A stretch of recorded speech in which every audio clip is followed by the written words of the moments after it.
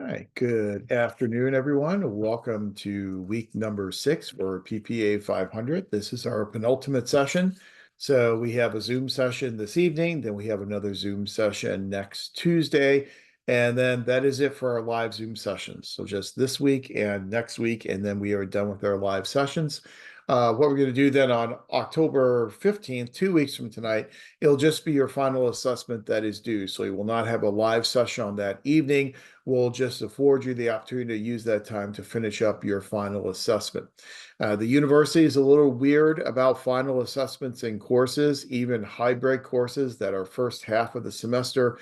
So they usually anticipate that final session will be devoted to the final culminating assignment, whatever that happens to be. And so that's what we're going to adhere to. We always adhere to that in the 500 course. So session tonight, session next Tuesday, and then 2 weeks from tonight, no session. You'll just be finishing up your final assessment.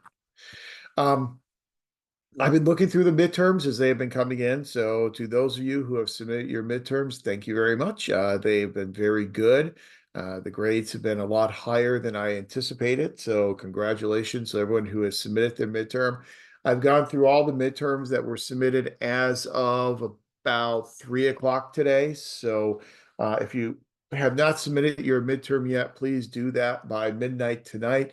And I'll work on getting those graded tomorrow and getting those turned back to you by tomorrow. But again, I think all the work on the midterms has been very, very good. Then also coming up for next week, you have your final Canvas essay number 5 that is due. And for Canvas essay number 5, what you'll be doing is using some of the information we talked about tonight in public policy as well as decision-making models. And then for Canvas essay number 5, you'll be selecting a public policy that you are familiar with or a policy that you are interested in. And then think about how that policy was formulated. What types of decision-making models were used in the formulation of that policy. And later on tonight, we will talk about 4 different decision-making models: rational comprehensive, incrementalism, mixed scanning, and garbage can model decision-making. I'll take you through each of those 4 different models. Then for your Canvas essay, you'll be thinking about whatever policy you want to focus on and what type of decision-making model kind of carried the day in the formulation of that policy. And then is there another decision-making model that you think may have been more important than the decision-making model that was used? And what we will do tonight is I will give you some examples of these decision-making models at work and policies that were formulated using one of these decision-making models, so you can kind of see how these decision-making models actually work in the real world. So that's Canvas essay number 5, and that is your final Canvas essay assignment for the course. Now, as I said, you have your final assessment coming due on October 15th. And so just like we did at the midterm assessment, I like to spend some time in class going through the final assessment so you know what the scenarios are in the final assessment and kind of my expectations for how you will respond to those scenarios. And I know it's kind of awkward. Some of you have not turned in the midterm yet because that's due tonight, but we're going to start talking about the final. So it kind of these assignments come up very, very quickly in one of these 8-week hybrid courses. So let's go through the final assessment as we start our class tonight. And again, I'll just go through the scenarios as quickly as I can with you. The expectations in terms of your answers are going to be very similar to the expectations you had on the midterm assessment, in that we believe in parsimony on the final, just like we believed in it in the midterm assessment. So we're looking at 1 to 2 paragraph answers to each one of the questions on the final assessment. There are 5 scenarios on the final, just like there are 5 scenarios on the midterm, and then 2 questions for each of those scenarios. So a grand total of 10 questions on the final assessment. Just like with the midterm assessment, you can use any material at your disposal to answer these questions on the final assessment. And again, you'll have then 2 weeks to turn it in. And I believe the final assessment is enabled on our Canvas site. I will double check when class is over tonight to make sure that's visible for you, but it should be there and ready for you to start working on. I apologize. My allergies are really, really bad the past couple of days. So I do apologize for that. But let's go through this final assessment. So some of these questions on the final assessment, You will not have the information to answer until after our class session next week. And so for this first one looks at career civil service and looks at the concept of hiring for people to work in the career civil service. So it kind of looks at managing human resources, which will be one of our topics that we'll discuss in class next week. So in terms of the scenario, you apply for a position with the United States Department of Veterans Affairs as a policy analyst in January. In March, you receive notice that you have been advanced to the next round of selection and will be scheduled for an interview in early April. Finally, in late April, you are contacted again and an interview occurs on May 15th. During the interview, you are told that the process is ongoing and you will be informed of the next steps within the next 6 weeks. In early June, your friend referred you to a job with a private sector marketing firm. You apply, are interviewed, and hired on the spot. You accept the position with the private firm and lament the lost opportunity with the Department of Veterans Affairs. In early July, the Department of Veterans Affairs contacts you with a job offer that you must politely decline. Question 1A, why did it take so long for the hiring process to occur in the federal government? What are some of the differences in working for the public versus private sectors? And we'll talk about all that information in the first part of class next week. Then in 1B, the evolution of hiring in the federal government has trended toward hiring people based upon knowledge, skills, and abilities, as opposed to which political party they support. Please discuss the three main eras of public employment and the evolution of hiring from the late 1700s until today. What era of employment are we currently in today? So this is, again, information that you will get in the first half of class next week. I'll take you through the evolution of the career civil service system. We'll talk about the era such as the era of gentlemen, era of spoils, the era of merit. We'll talk about why we transition from one period of employment to another period of employment. And so you get all that information you need to answer question 1B in class next week. Then scenario number 2. The maintenance department of the Department of Public Works maintains all public facilities within the city of Treetown. Treetown is a well-maintained community and prides itself on the cleanliness of its public facilities. However, as the city has grown over the past several years, the number of public facilities has grown as well. This has resulted in maintenance workers being asked to do more and often to complete work outside of their position descriptions. As a result, the maintenance workers bargaining unit files a grievance that the additional new work has changed the work conditions of maintenance employees. The grievance eventually makes its way into the collective bargaining negotiations, and management and the bargaining unit have been struggling to come to an agreement over the issue. The bargaining unit declares an impasse when it's apparent that no agreement is on the horizon. Question 2A. What impasse resolution processes are available to the bargaining unit and the agency? Please discuss the three primary impasse resolution options. We'll talk about that in the first part of class next week. If you were a new director for this agency and had to direct your human resources manager to correct the issues of employees working outside their position descriptions, what functions of the human resource management process should your human resource manager do? Again, information that you'll get in the first half of class next week. Then scenario number 3, the city of Preble Heights, we're going back to Preble Heights again, is struggling with its budget. It uses a simple line item budget and typically increases expenditures each year in connection with increases in gross domestic product rates. Over the past 5 years, the city failed to complete its budget on time and struggled to balance revenues and expenditures. The city auditor found that many programs are inefficient and are not achieving their goals and objectives. Standard & Poor's and Moody's both reduced the city's credit rating due to its budget issues. And this is something that commonly happens.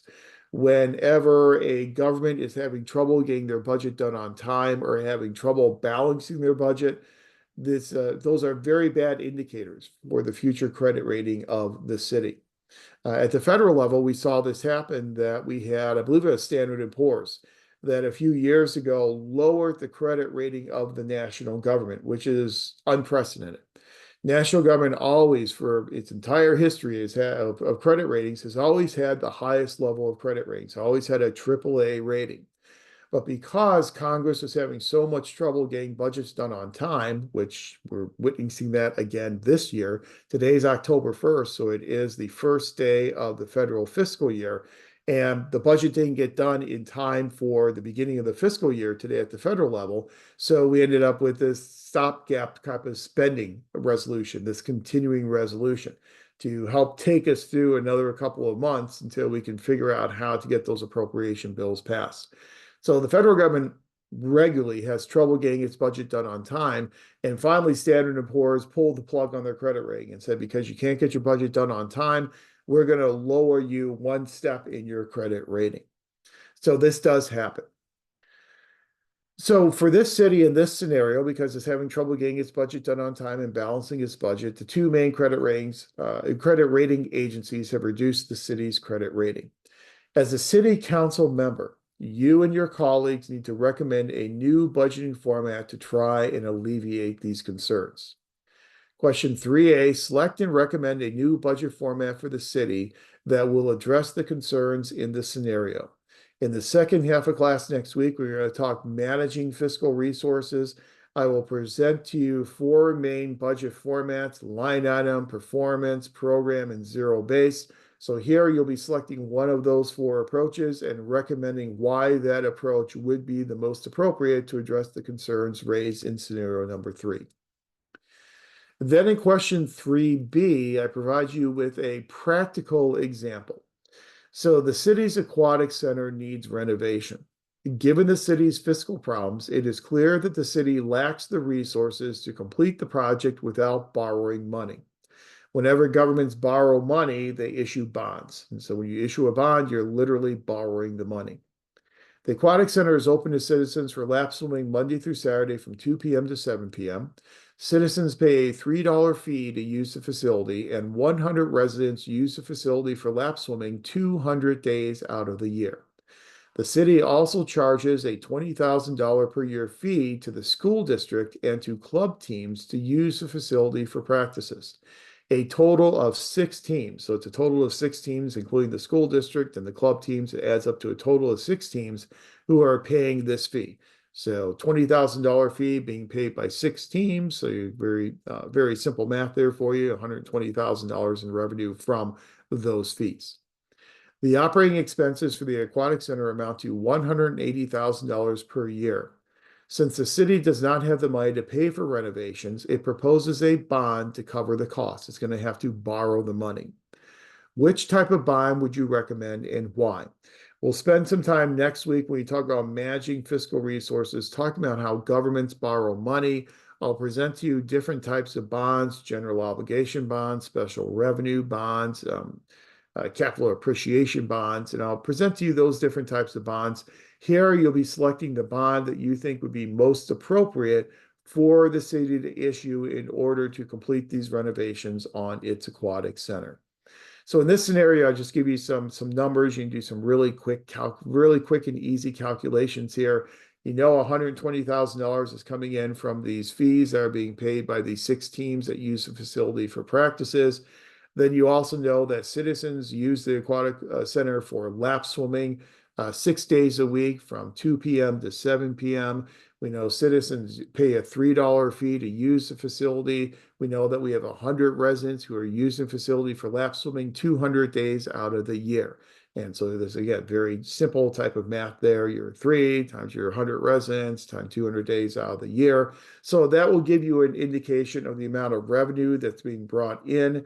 And then the question you're going to have to grapple with in determining what type of bond you would recommend is how much revenue are they getting compared to their expenditures? And then do they have enough money after they pay their expenditures to then pay back a bond? And so that's kind of why those numbers are in there. So what type of bond would you recommend that the city issue, and why would you recommend that type of bond? So for scenarios 1, 2, and 3, that's all information you're going to get in class next week. Now for scenarios 4 and 5, this is information that we will cover tonight. So once we are done with our class session this evening, you'll have the information you need to answer scenarios 4 and 5. So in scenario 4, the city of Preble Heights. also has a unit known as the Economic Revitalization Department, otherwise known as the ERD. ERD's primary task is to implement a policy known as the Urban Revitalization Initiative. The initiative provides cash grants to businesses who renovate their facilities and remain in urban areas as opposed to moving to other states. The primary beneficiaries of these grants are obviously business owners who are willing to stay where they are and continue to contribute to the economic growth in urban areas of the city, which is primarily the downtown area. To be successful, the policy would need to provide enough grant money to offset the cost savings of potentially moving to other states and areas. Not all members of the ERD are in favor of the policy goals and believe it is not the role of government to influence business decisions. These employees have sometimes been accused of slow walking grant applications to delay the payment of money to applicants. Question 4A, from a policy implementation perspective, utilize Pressman and Waldowski's implementation research to illustrate some of the barriers to successfully implementing this policy. Tonight, we will talk about the different phases of the policy process: policy formulation, policy implementation, and policy evaluation. As we talk about policy implementation, I will introduce you to Pressman and Waldowski, and we'll talk about some of the common themes that came out of the Pressman-Waldowski implementation literature. You can then use that information for scenario 4A. Scenario 4B, drawing upon the four models of organizational effectiveness, examine this scenario from the perspective of each one of these models. How would each model define the agency's effectiveness in implementing the policy? Also tonight, we will talk about the idea of effectiveness. So as we talk about policies and programs tonight and managing policies and programs, which is one of the primary functions of public administrators, we will then also talk about the primary purpose of these policies and programs is to achieve effectiveness, to make sure these policies and these programs are meeting their goals, that they are achieving the goals that they are supposed to achieve. But achievement of goals is not the only way to measure effectiveness in public administration. And I will introduce you to three other models of effectiveness tonight that we can use to measure how well an organization is achieving effectiveness. It's not always all about achieving your goals. So I will present to you those four different models tonight. And for this scenario, you will then be selecting the model, how each model would define agency effectiveness in implementing this type of policy. So that's information you'll get in class tonight.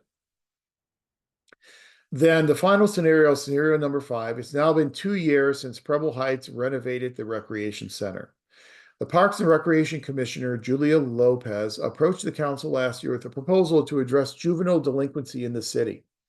The city has seen a rise in the incidence of graffiti and vandalism over the past several years. Ms. Lopez proposed creating a program of after-school sports offered free of charge in the Recreation Center. The after-school sports program is offered from 3 p.m. to 7 p.m. Monday through Friday and 11 a.m. to 4 p.m. on Saturdays. The goal of the program is to give youth something to do after school and deter them from engaging in acts of graffiti and vandalism. The program's been up and running for 1 year. You are a program specialist, and the city manager has approached you to create a program evaluation to evaluate the effectiveness of the after-school sports program. 5A, identify and discuss the variables, the primary independent variable, dependent variable, and control variables that you would use in your program evaluation. And then in 5B, identify and discuss the design that you would recommend using to evaluate the program's effectiveness. That's our program evaluation discussion. That's a discussion that we will also have in class tonight. So our primary focus tonight is we have 3 areas of focus. Number 1, we're going to talk about the role of public administrators in the policy process. We'll talk about the role that public administrators play in policy formulation, implementation, and evaluation. Then tonight, we'll also talk about the role that public administrators play in public programs, focusing primarily on the evaluation of those programs and how we know in the public sector when our public programs are considered to be effective. And to support that argument, the third thing we'll do is introduce those four different models of effectiveness and talk about how we measure and define effectiveness in public administration. So that's all the information we're going to cover tonight, and that information will then give you what you need for scenarios 4 and 5. So that is the final assessment. Again, the same ground rules apply as to the midterm assessment. You can start working on 4 and 5 after class tonight if you would like. You'll probably have to wait until after class next week to do scenarios 1, 2, and 3. Final assessment is then due by midnight on October 15th, 2 weeks from tonight. Okay. Any general preliminary questions on the final assessment? Okay. As you start working on it, if you have any questions, as always, feel free to reach out to me, and I'm happy to answer any questions that you may have. So let me stop that share. Okay. And let me go ahead and share out our set of slides for tonight, if I can find them. Alrighty. There they are. They should be appearing magically on your screen. And let's get into it. So what we're doing tonight kind of dovetails well with what we did last week. And then last week, we really started talking about some of the functions of public administration. So for the rest of our time together, we're going to talk about the functions of public administration, what public administrators do. So last week, we talked about perspectives on public organizations, because one of the primary jobs of a public administrator, obviously, is going to be leading and managing their public organization. So that was one of the main functions of public administration, leading and managing organizations. This week, we're going to talk about the functions of managing public policies and public programs and trying to manage them appropriately in order to make them as effective as possible. In addition to talking about the functions of public administrators, we are also foreshadowing for you some of your upcoming core courses in the MPA program. So last week, we did a foreshadowing of PPA 660 organization theory. Tonight, when we talk about the role of public administrators in public policy, we are going to provide you some insight into your PPA 670 policy analysis course. And then as we talk about the role of public administrators in public programs, we'll give you some insight into PPA 696 research methods, which is really a program evaluation course. Now, it's a little strange that we call our 696 course research methods when it's really program evaluation. But many years ago, as a faculty, we sat down, we looked at the 696 course, which at that time was being taught as a classic social science research methods type of course, and realized that that didn't really fit what we want to do in an MPA program very well. Instead, what we want to do is talk about how we can use those classical social science research methods and put them into the service of how we use them to evaluate public programs. And so that's why 696 research methods kind of morphed in to a program evaluation course. Then next week, we'll continue our discussion of functions of public administration. We'll talk about managing human resources, which will then be insight into your PPA 577 human resource management course. And then the second half of class next week, we'll talk about managing fiscal resources, which will provide you insight into PPA 555 public budgeting and finance. So by the time we are done with our class next week, you have kind of gotten a little sampler plate, if you will, a little buffet, as I like to call it, of all the core courses that you will be taking during your time in the MPA program. So let's start with a discussion of public policy. And we've talked about public policy frequently in previous class sessions. We've talked about the idea of policy formulation versus policy implementation execution. And we've done that within the context of ethics. And we talked about how, years ago, we would consider it to be unethical for a public administrator to be involved in the formulation of public policy. We just anticipated that they would only be involved in the implementation, this politics administration dichotomy. We also talked about this difference between formulation and implementation when we talked about the differences between public and private sector organizations. We said, whereas public and private organizations are both involved in policy implementation, really it's only the public sector that is really involved in policy formulation. And that was one of those distinguishing factors that we really focused on in terms of the differences between those two sectors. So we've already talked a lot about policy, but let's talk about how we formulate policy, how we implement policy, and then how we evaluate policy. But before we really get into a discussion of public policies, I think it's imperative for us to recognize the difference between a public policy and a public program. Now, oftentimes we use the terms policy and program interchangeably with each other, but there is a difference between a public policy and a public program. Public policies tend to be more general than public programs. You can really think about a public policy as kind of an umbrella. And so the top of the umbrella that keeps the rain off of you, that is a policy. But then what holds that umbrella up, that handle that holds up the umbrella, that's a public program. So public programs are created to support and hold up these overarching public policies. So public policies tend to be much more general than public programs. There are different types of public policies that we traditionally use in this country.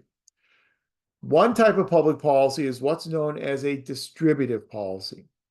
A distributive policy will distribute resources to certain segments of the society, but it's not taking resources from one segment and giving those resources to another segment. These are what we would consider to be new resources. So you're not taking anything away from anyone. You are just literally distributing these new resources to members of your population. There are very few public policies that are truly distributive in nature because there's only a finite amount of resources in the world. So because they have finite amount of resources, we are usually going to redistribute resources from one segment of the economy to another segment of the economy. So the vast majority of our policies tend to be redistributive policies. So you think about something like a social welfare program. Social welfare program is a typical redistributive type of policy because in a redistributive policy in welfare, we're saying we are going to redistribute wealth in terms of tax dollars from upper income individuals to income eligible households. That's a redistribution of wealth. And we do a lot of that redistribution of wealth with our public policies in this country. So most of our policies tend to be redistributive in nature. Something even like Social Security. People don't think about Social Security as being a redistributive policy very much, but it is redistributive in nature. In that if you are a current retiree, the benefits that you are receiving, those benefits are being paid for by people who are currently in today's workforce. So it's not that you worked all your life and then all that money that you pay into Social Security is put into an account with your name on it, and then you draw that money when you retire. It's not the way Social Security works. Current retirees, their benefits are paid for by people who are in the current workforce. That's a redistributive type of program. So the vast majority of our programs are redistributive. But then we also have a third type, which are our regulatory programs. And we've talked about that before when we talked about the role of private sector organizations in the implementation of policies. They have a pronounced role to play in terms of implementing these regulatory policies. So whether these policies are meant to regulate water quality or air quality or food quality, we are going to regulate the behavior of private sector corporations. And then to have a successful, effective regulatory policy, we need to have the acquiescence, the compliance, the participation of those private sector corporations. So as these public policies are very general in nature, so you might have a policy such as a homelessness policy. The purpose of that homelessness policy is to try and move people from the streets into affordable, adequate housing. It's a very general type of goal with that type of a policy. But to make that type of policy work, we're probably going to need some specific public programs. Public programs are much more specific than public policies, and these public types of programs consist of specific activities that we will engage in order to further the general goals of the policy that they are meant to try and further. So again, think about this in the umbrella approach. Policies are the umbrella, and then the specific public programs are the ones that hold up that umbrella general policy. So they're the ones who support the goals of that general policy. So some illustrative examples of this relationship between policies and programs. Assume you have a policy that is geared toward educating at-risk youth. So the goal of that policy is to hopefully increase the graduation rates of youth who are considered to be at risk of leaving school and not graduating. We may have a program that supports that at-risk youth education policy, and that program might be an after-school counseling program. So we provide this after-school counseling program. We hire counselors. We schedule those counselors to then meet with these students after school to try and mentor them and counsel them about the importance of education to then try and keep them in school. Measuring that after-school counseling program, we're going to have some specific discrete indicators. So we might want to measure that program in terms of the number of students who participate in this after-school counseling program. We might want to use a variable such as the number of hours that a student spends participating in the counseling program. So we're going to get very empirical and sometimes quantitative in our specific measures of a specific public program, whereby our measurement of the policy is probably going to be a little bit more general, a little bit more abstract in nature. Another illustrative example, think about a policy that is meant for homelessness mitigation.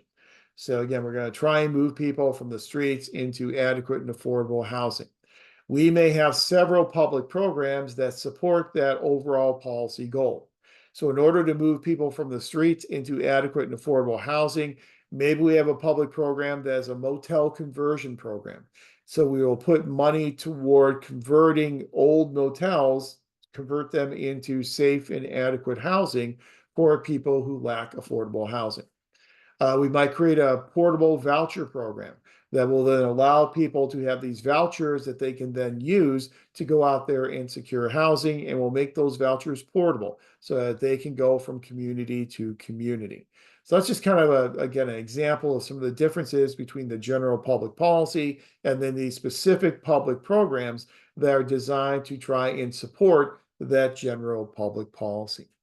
Hence the reason why you have two separate core courses, why you have a 670 policy course and a 696 program evaluation course, because there is that difference between a public program and a public policy. But let's first talk about policies, and then we'll migrate into discussion of programs. So as public administrators, as we know from our previous discussions in this class, we are very much involved in all of the different stages of the policymaking process: formulation, implementation, and evaluation. So let's talk about each of those three phases of the policy process and highlight the roles of public administrators in each one of those phases. So starting with policy formulation. When policies are formulated, they must, an issue, in order to have a policy made about it, that issue must first get on the formal decision-making agenda of that decision-making body. Like we talked about with John Gaventa and mobilization of bias, the coal mine owners were able to keep mine safety legislation off of the agenda of the state legislatures in Kentucky and Tennessee. That's agenda setting. So when we set the agenda, we decide which issues are worthy enough to be discussed in this legislative setting to have then policies developed on those issues. How many times do we say we see a problem in society and we say, well, there ought to be a law. We say there ought to be a law to deal with this issue, where we're probably talking about there ought to be a policy developed. So there must be some type of process for these issues to kind of make their way out of general consciousness and onto the formal decision-making agenda of a decision-making body like a legislature. John Kingdon, who is a very famous policy theorist, and you have an article in the classics text by John Kingdon. John Kingdon makes this argument that there's kind of what he calls a primordial soup of issues out there.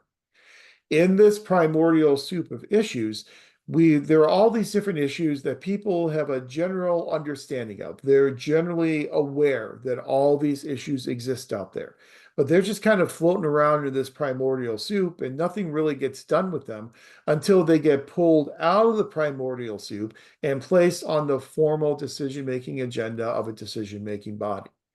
According to John Kingdon, that oftentimes happens because of some type of a triggering event. So some major event happens that galvanizes public opinion around the idea that we need to make a change. We need to adopt a new policy. We need to make a substantial change to our existing policy in order to deal with this problem or this issue. September 11th is a good example of a triggering event. As a result of September 11th, we had a complete redesign of our Homeland Security policy in this country. We created the TSA. We created a Department of Homeland Security. We initiated all these limitations and regulations in terms of how you can fly. We eventually ended up getting a Real ID Act a few years later that required that every state adopt this Real ID that contains identifiers that would then be valid for federal air travel. And every year we've kind of pushed the deadline back more and more. I think our deadline now is May of 2025 for all states to adopt the Real ID provisions and for citizens to get their Real ID. But it's been a long, protracted, very painful process to get to that point in time. But all those changes in policies certainly came about as a result of that triggering event, the terrorist attacks on September the 11th. When an issue gets on the formal decision-making agenda, we have to have some type of decision-making calculus that will allow us to make decisions about which issues get policies passed for them, what those policies should look like, the details of those policies. That's all this decision-making that goes on within policy formulation. While these decisions are being made, as we had said before, public administrators have a central role to play, and that elected officials are going to look to these administrators to provide their knowledge and their expertise in formulating and designing these policies. But as we design these policies, there are 4 decision-making models that we can use in formulating a public policy. Those 4 models are rational comprehensive decision-making, incrementalism, mixed scanning, and garbage can model of decision-making. So let's go through those 4 different decision-making models, talk about how they work, and then talk about some of their advantages and some of their disadvantages as well. So let's start with rational comprehensive. So in a rational comprehensive decision-making model, it's rational. And much like Max Weber in his approach to bureaucratic organizations was a rational approach.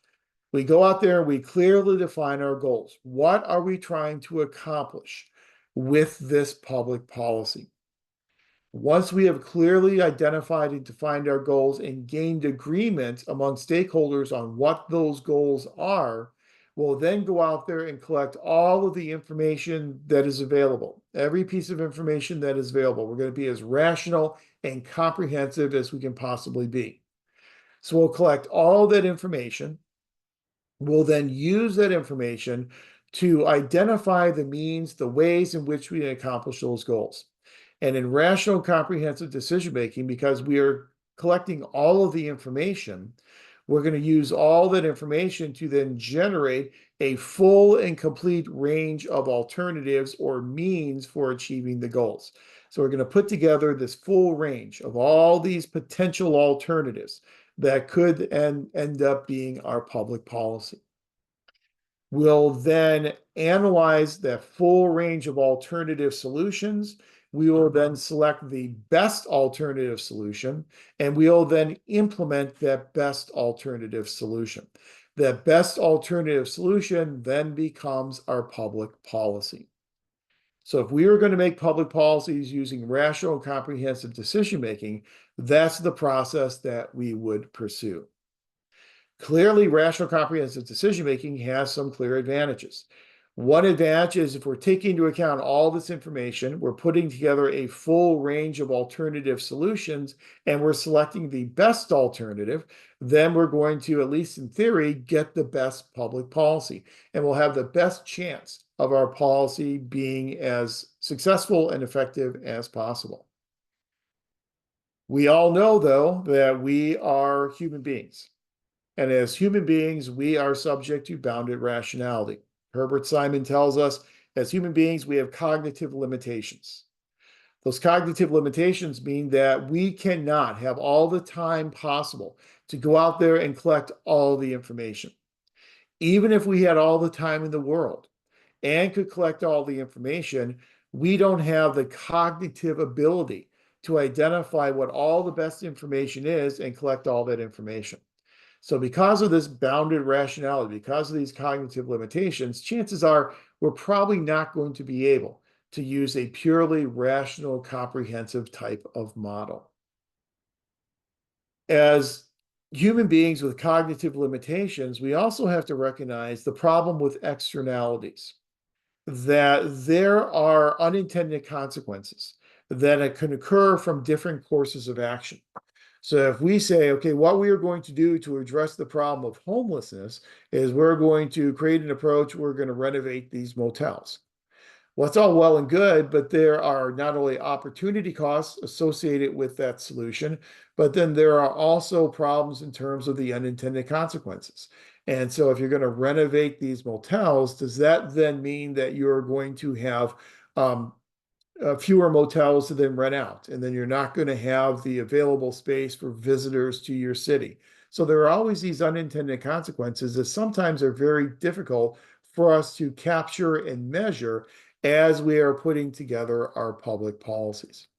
So we're oftentimes not able to be completely rational and comprehensive as we put these policies together.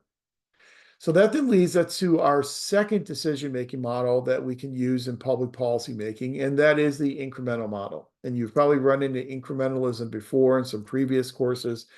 Incrementalism is a much more limited way of making decisions. We recognize that we have these cognitive limitations, this bounded rationality. We also recognize that it's difficult for us to clearly define our goals and gain agreement among all of our stakeholders in terms of what these goals are. So that very first step in rationality of clearly identifying and gaining agreement on goals, that first step is oftentimes not even possible in incrementalism. We also know, because of our limited time, resources, and cognitive abilities, we're not going to be able to go out there and collect all the information that's available. So instead, we're going to go out there and collect all the information that is possible for us to collect. Well, if we are not collecting all of the available information, we are not going to be able to generate a full comprehensive set of alternative solutions. There may be some alternative solutions out there that we never even thought of. So instead of a full range of alternative solutions, instead we are going to put together a limited range of alternative solutions. And then from this limited range of alternative solutions, we will then engage in what's known as limited successive comparisons. So we'll look at alternative A and we'll compare it to alternative B. Then we'll compare alternative B to alternative C, and then alternative C to alternative D, and then alternative A to alternative D, and so on and so on. So we're going to make these limited successive comparisons between the different alternatives that we have identified. But because this range of alternatives is much smaller and much more limited, we cannot select the quote unquote best alternative. We can never know with 100% certainty that an alternative is the best alternative. Instead, what we will do is we will select the first alternative that is appropriate and works for us for this policy, for this issue. So we'll select the first appropriate solution. We will then implement that most appropriate solution, and that most appropriate solution will then become our public policy. Now, this whole idea of incrementalism comes to us from an author by the name of Charles Lindblom. And Charles Lindblom gained great acclaim many years ago when he wrote an article that presented this idea of incremental decision making in the public sector.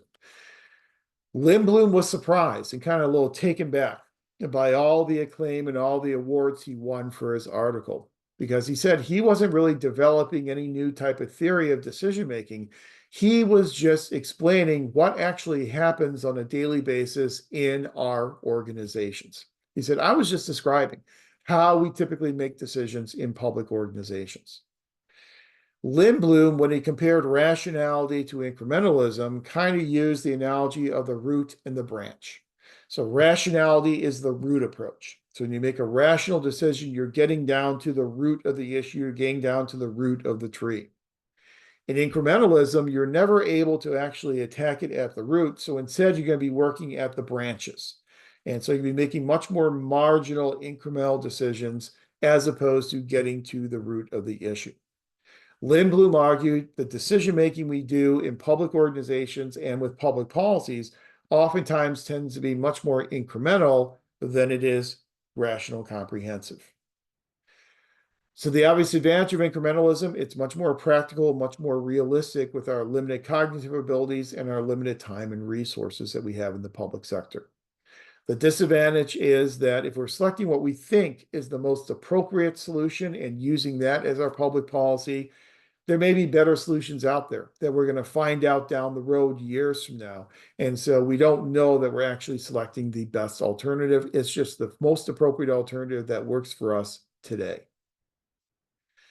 So when you look at rationality, our first decision-making model, and incrementalism, our second decision-making model, you see that they are at polar opposites of each other. So they're diametrically opposed from each other. So surely there must be something in that middle ground, in that gray area between being purely rational and being purely incremental. And that leads us to our third decision-making model, which is mixed scanning. And mixed scanning comes to us from a theorist by the name of Amitai Etzioni. It's a great name. I like saying it, Amitai Etzioni. And Etzioni tells us with mixed scanning, what you do is you do a little bit of rationality and a little bit of incrementalism. It's a combination of the two. So for your big issues, your very momentous, important issues, you're going to try and be as rational as you can possibly be. But for those smaller, more mundane, day-to-day types of issues, you can use incrementalism. So if you're talking about purchasing supplies for next year, and you're going to talk about how many, staples you're going to buy or paper clips or whatever to supply your office this year, you'll look at what you bought last year. You'll then make a small incremental change, and that's how much you will buy this year. Incremental works well for that small, mundane, day-to-day type of decision. However, if this is a big decision, that is a momentous decision, we are going to try and be as rational as we can possibly be. An example of being as rational as you can be in decision making, a good example of that is capital budgeting. And next week, when we talk about managing fiscal resources, we will talk about paying for capital projects. And a capital project is a project that has a long lifespan that has a very high price tag. So building a new police station, building a new city hall, purchasing a new fleet of police vehicles. Those are what we consider to be capital expenditures. Since those have very high price tags, since they have very long lifespans that are non-recurring, we're not going to make those purchases every single year, then we're going to try and be as rational as we can be. So we put together a capital improvement plan. We plan out these expenditures and how we're going to pay for them. We compare expenditures with other expenditures to prioritize them. We spend a lot more time and put a lot more effort into making those types of decisions, as opposed to making decisions about how many staples to buy for our next fiscal year. So I think the nice thing about mixed scanning, rationality for big decisions, incrementalism for small decisions, is it kind of feels right to us. And that's a nice middle ground. It's a nice negotiated compromise between those two extreme decision-making models. The problem, though, is there's a lot of subjectivity built into it. So what is one person's big issue may be someone else's small issue, or vice versa. So it's kind of subjective in terms of determining what is a big issue versus what is a small issue. But at least mixed scanning gives us this way in which we can kind of, again, negotiate this compromise between rationality and incrementalism as decision-making models. But the fourth decision-making model that we cover in this course is one of my favorite ones, and that's what's called garbage can model of decision-making. Garbage can model decision-making comes primarily from three authors, Cohen, March, and Olson. And Cohen, March, and Olson, in their garbage can model decision-making, make an argument that I think is relatively plausible, especially when we look at how we make decisions on public policies, how we formulate these public policies. Garbage can model decision-making is a great decision-making model, but I'm not a big fan of its name. As you hear a garbage can model decision-making, you think, well, you're just going to throw everything in the garbage can, shake it up, and pull out what you get is what you get. There's a lot more rhyme and reason to the decision-making than just that. In garbage can model decision-making, decisions about public policies are made at the intersection or the confluence of four different, what the authors call streams. So if you visualize four different streams of water and where they all run together is their point of confluence. So when those four streams all run together and they come to their point of confluence, that's where those decisions tend to be made in the policy formulation process. The four streams that the authors talk about are the participant stream, the problem stream, the solution stream, and then what they call the choice opportunity or triggering event stream.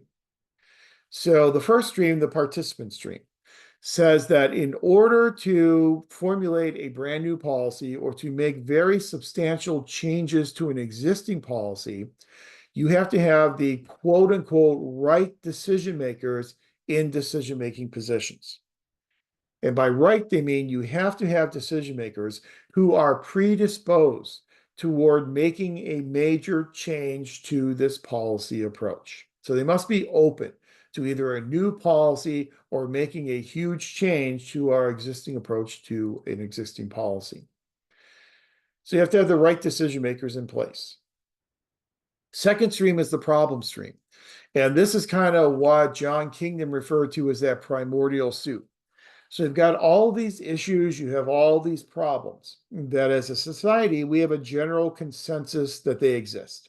So we kind of know there are problems with homelessness and there are problems with, ethical adherence, and there are problems with organizational efficiency, there are problems, there's all these different problems that are floating around out there in society. So we've got all these problems.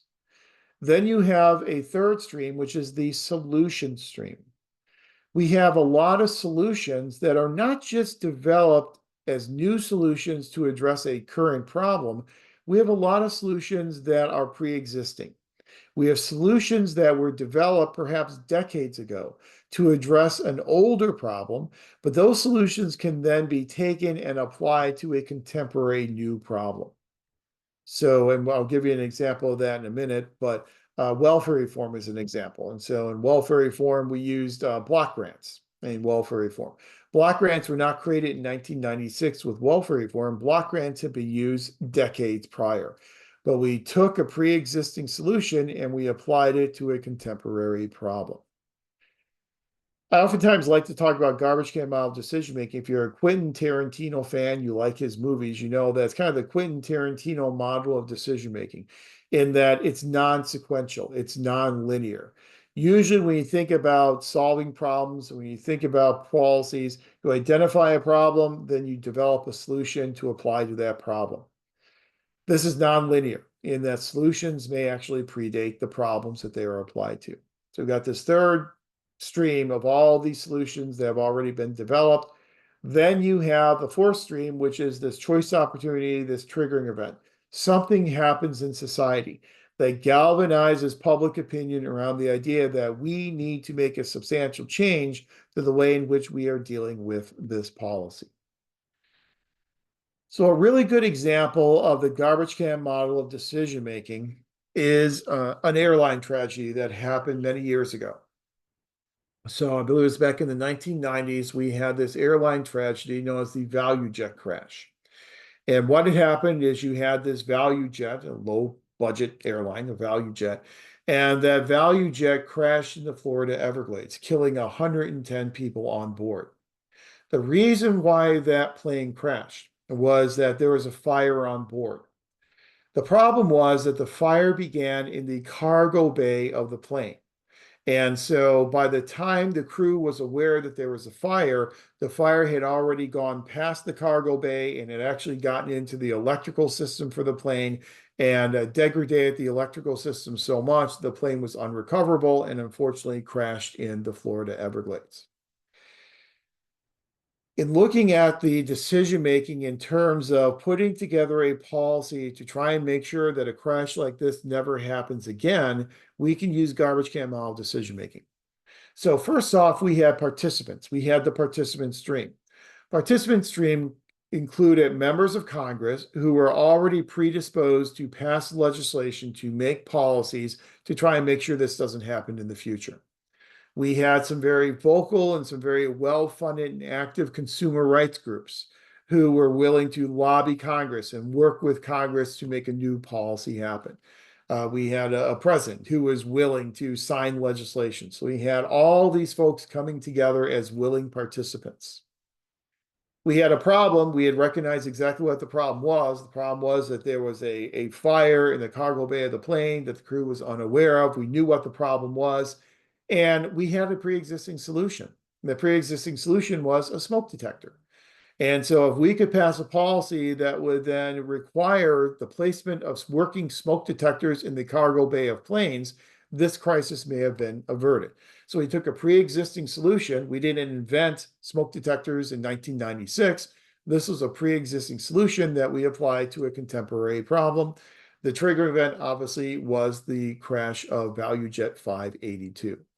So all these four streams all then flowed together, providing us with a policy that then required the placement of smoke detectors in the cargo bay of all planes. I think that's a really good example of this garbage can model decision making at play in the formulation of a new policy. So those are four different decision-making models that we can use in order to formulate public policies. Again, we're very rarely purely rational. We do see some glimmers of rationality whenever we are responding to a crisis. That's when we tend to be a little bit more innovative, a little bit more creative with our solutions. But I think garbage can model decision-making really does a pretty nice job of explaining a lot of the policies and how those policies have been formulated over the years. Again, when you're looking at garbage can model decision making, when you're talking about solutions, when we need to identify solutions, we're probably going to turn to public administrators. We're going to turn to public organizations, and we're going to leverage their knowledge and their expertise in that policy formulation process. So we have administrators who are involved in decision-making in policy formulation. We also then know once policies are formulated, those policies then need to be executed. They need to be implemented. Traditionally, when we were used to look at the politics administration dichotomy, it was the administration's job, the job of public administrators, to go out there and effectively and efficiently implement these public policies that were being formulated by legislative bodies. Even the best designed policies can fail if they are not properly implemented. Policy implementation in this country can tend to be a minefield of obstacles to effective implementation. And one of the seminal studies that was conducted several decades ago looking at policy implementation, that I think is still as true today as it was back then, was the study by Pressman and Wildowski, Jeffrey Pressman and Aaron Wildowski. In the 1970s, Pressman and Wildowski did this study of a federal program and its implementation in Oakland, California. And what they found is that this policy, the problem with the policy was not how it was formulated, but rather the problem with the policy was how it was being implemented. And the implementation of this federal policy failed for a variety of reasons. One reason that the implementation failed was that we had multiple and oftentimes conflicting goals. So different implementers had different goals that they were trying to achieve in the implementation of these policies, and those different goals oftentimes conflicted with each other. We also had an implementation situation with this federal policy where we had implementers who were required to make a lot of decisions in terms of how to implement this law, this policy. And so the more vague and ambiguous a policy is, the more decisions are then left to those implementers in terms of how to implement those policies. The more decisions that are left to implementers, the less successful the implementation tends to be. Because you have then all these kind of, cooks in the kitchen, if you will, who are all coming up with their own ways in which to implement this policy. Another obstacle to effective implementation is the implementer's feelings about the policy. How much do they support the policy, and how strongly do they support that policy? So if you have implementers who really believe in this policy, they strongly support this policy, the policy will obviously have a much better chance of being properly implemented. If you have people who are dragging their feet and slow walking a policy, who are really very strongly opposed to the policy, those are the policies that tend not to be implemented. The amount of bargaining. President Wildowski also found that the more bargaining that's going on in implementation, the less likely implementation will be successful. The more you have implementers bargaining with each other, especially bargaining about the essentials of policy implementation, the less likely that policy is going to be implemented. And then creation of new agencies. Sometimes what the federal government will do is the federal government, when it creates a policy, will then decide to create a new agency to then be the ally to the state or local government in implementing that policy. The problem is when you create a lot of these new agencies to implement these policies, these agencies, federal agencies, then get into turf wars with state and local agencies. And instead of having a lot of collaboration, you end up with a lot of conflict between those agencies. So again, it goes back to that kind of, too many cooks in the kitchen type of an analogy. The one obstacle that they found to be the most important obstacle to policy implementation was the preference of implementers, their feelings about the policy, and how strongly they felt about that policy. So if you had situations where you had implementers who believed in the policy, they had a very positive feeling about this policy, and it was a strongly positive feeling, they would fall into that upper left quadrant of this matrix on the screen. Strong positive feelings about the policy will lead to very minimal delays in implementation and no need for bargaining. If they know what they want to do, they all agree on what they want to do, it gets implemented relatively easily. That's your best situation for policy implementation. Pressman Wildowski then said the worst situation for implementation is the cell below that, where you have implementers who are very negative toward the policy and they're strongly negative toward the policy. This is where we have maximum delays in implementation, a lot of that slow walking going on. This is also where we have a lot of bargaining, and bargaining that occurs over the essentials of the policy, not just around the margins, but actually over the essentials of the policy. If instead you have people who are positive, but not that strongly positive, then you move to your top right-hand cell. You might have some minor delays. So there might be some delays, but there'll be minor delays, and you'll still not have much bargaining because people are still positive about the policy, even if they don't feel as strongly as people in the first category. Then if you have people who have negative feelings, but it's not a very intense negative feeling, that's where you get your moderate delays. That's where you get bargaining, but you get bargaining over the peripherals. You get bargaining over the margins of the policy as opposed to the essential heart of the policy. But the moral of the story from Preston Wildowski is that there are all these different obstacles that make even well-designed, well-formulated policies difficult to implement. So of all those obstacles, the one that is the most important is this one in terms of the direction of preference of implementers and their intensity of that direction of preference. One of the best ways to get implementers to strongly support a policy and the implementation of that policy is by involving those implementers. If those implementers can then be involved in the formulation of that policy, they then have some buy-in. They have what we call some skin in the game. And so if they have been participating in the formulation of the policy, they trust the policy, they believe in the policy, they're then going to be more positive about the proper implementation of that policy. And that idea of involving your implementers for effective policy implementation comes to us from an author by the name of Martha Durthick. And Martha Durthick is an author who's not only all over the public administration literature, but also all over the intergovernmental relations literature as well. And if you take the intergovernmental relations course, you'll read some work by Martha Durthick. But the basic thrust, if you will, of her writing and her research is this focus on how can we get people to properly implement policies. We get them to properly implement policies by including them in the formulation process.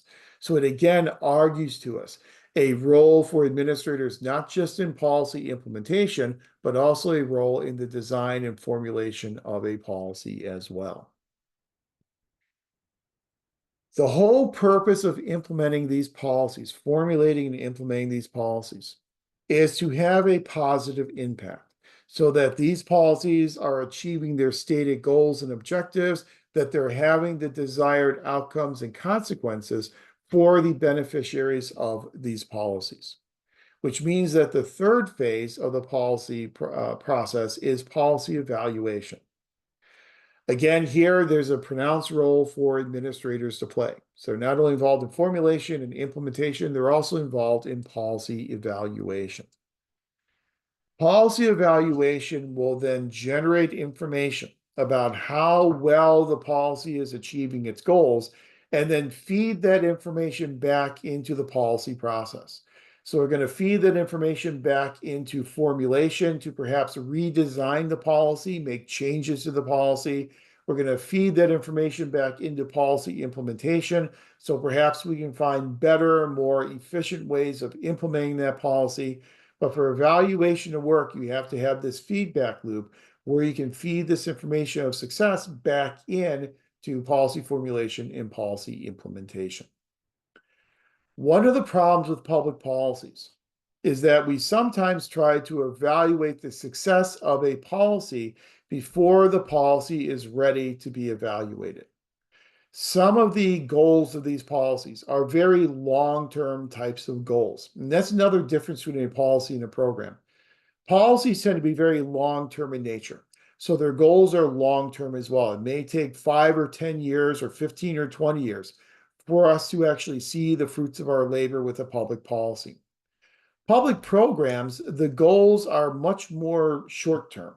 And so when we evaluate public programs, we're doing that over a much more short-term time horizon than with a public policy. But if you've got a public policy where the outcomes are not going to be evident for 5 or 10 years, you try and evaluate that policy after 6 months, obviously that policy is not going to look like it's being effective. So in policy evaluation, we oftentimes do these things called evaluability assessments. An evaluability assessment is when administrators will look at a policy to see whether or not it is ready to be evaluated. It kind of sounds like the redundancy that we also always hear as a criticism of the bureaucracy, that we'll evaluate something to see if it's ready to be evaluated. But that's kind of what we do. We look at the policy to see whether or not those outcomes have already started to be achieved. If they haven't started to be achieved, then we're going to have to wait to evaluate that policy. But hopefully we'll have some at least preliminary indicators so we can get at least a preliminary indication of how effective that policy has been at achieving its goals. And that's the ultimate job with policy evaluation. If you've participated in any types of audits, you know that one of the primary tools that we use in evaluation is the use of audits, internal or external audits. Typically, there are two main categories of audits. There are what we call financial legal audits and what we call management performance-based audits. Financial legal audit will ask the question, how are we spending the money? Is this money being spent in the way in which it's legally appropriated? So these financial legal audits will get us more to implementation types of questions. Management performance audits will get us more to formulation and the design of the policy. How well is this policy achieving its stated goals and objectives? So obviously we have the fingerprints of administrators all over the policy evaluation process as well. So one of the primary functions that we have as public administrators is to provide counsel to elected officials as policies are formulated in the implementation period, making sure those policies are being implemented in the most efficient manner possible. In evaluation, making sure we're using rigorous methodology to assess the effectiveness of those public policies. But we also know that even though we talk a lot about the difference between formulation and implementation, we know that there's also policy formulation that goes on within the implementation phase. We know about the administrative rulemaking process. So, as we've mentioned before in this class, whenever policies are passed by elected bodies, those policies tend to be relatively vague and ambiguous so that you can get a majority of members to agree to them. So, those relatively vague and ambiguous policies, once they hit the desks of public administrators in the implementation phase, those policies then need to be clarified. We need to write the rules that will then govern the implementation of those policies. Here in California, we have kind of a unique process whereby the state legislature will pass a bill, they'll pass a policy, and then later on, they'll pass what are called trailer bills. And this is oftentimes done with the budget. And those trailer bills will then provide more specifics in terms of how these policies should be implemented. There is sometimes a 1 or 2 or 3 month delay between the passage of a policy and the trailer bill that will govern its implementation.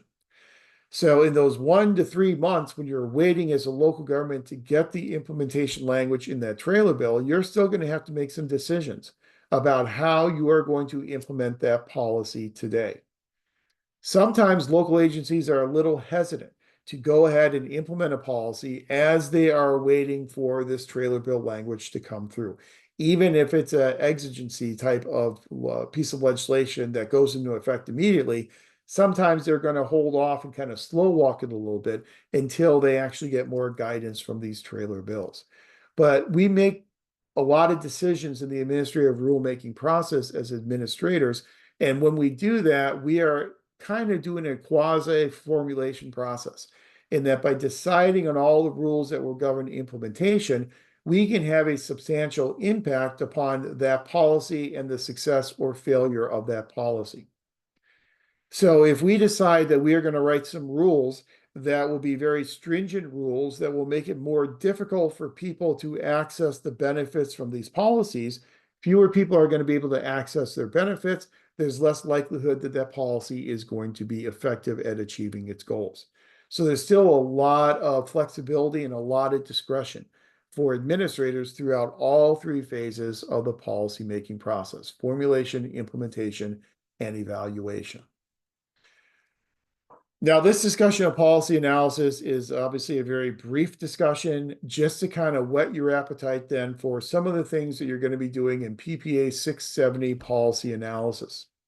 When you take your 670 course, you will be putting together a policy analysis where you will be identifying stakeholders who are involved in issues, the vested interests of those stakeholders who are involved in the issue, how those stakeholders are going to shape the formulation process for that policy, how that policy is implemented. You're going to really look at all 3 of these phases in your policy analysis course. So this, again, just kind of gives you a little sample and a little taste of some of the things that you'll be doing in policy analysis. But I think what we've done is we have established pretty clearly that one of the primary functions of public administrators is public policy formulation, implementation, and evaluation. But as we said at the outset, these policies are relatively general in nature. In order to bring these policies to life and to actually implement these policies, we have to support them with much more specific public programs. And so another skill that you will learn in the MPA program is you'll learn how to evaluate public programs for effectiveness. Because the way in which you evaluate a public program is going to be a little bit different than how you evaluate a public policy. Public policies, as we said, are very general. And so since they are so general, since their goals that we're achieving are more general, one of the common tools that we use that you will learn in your policy analysis class is what's called a cost effectiveness analysis. A cost effectiveness analysis will look at how well the policy is achieving its goals, but it won't look at specific metrics. It will basically look more at scenarios. And so if this policy is implemented, what will this mean more generally for the people who are getting benefits from this policy? So it's a much more general, less quantitative way of measuring policy goals. In public programs, we use a much more specific approach known as a cost benefit analysis. I'm putting all this in text here, but a cost benefit analysis. A lot of people will call it a benefit cost analysis. I'm a pessimist, so I put cost first, or a cost benefit analysis. In a cost benefit analysis, we are going to be much more specific in terms of how we measure outcomes from a program. We will not only identify those outcomes, but we will try and monetize those outcomes. We will assign a dollar value to those outcomes as well. And we can do that because those outcomes are much more specific in a program as opposed to the more general outcomes in a public policy. So that's kind of the reason why you have two separate classes, a policy analysis class and then a program evaluation course. I see that we are at about 5:15, so this is a really nice breaking point for us to take our evening break. Let's take a break until we'll say 5:30. Come on back at 5:30, and then we'll shift gears into programs, and we'll talk about the roles that public administrators play in implementing and evaluating these public programs, and some of the skills and some of the tools that we use in engaging in program evaluation to then again get you ready for taking PPA 696 research methods. So take a break. We'll come on back at 5:30 and talk programs and program evaluation.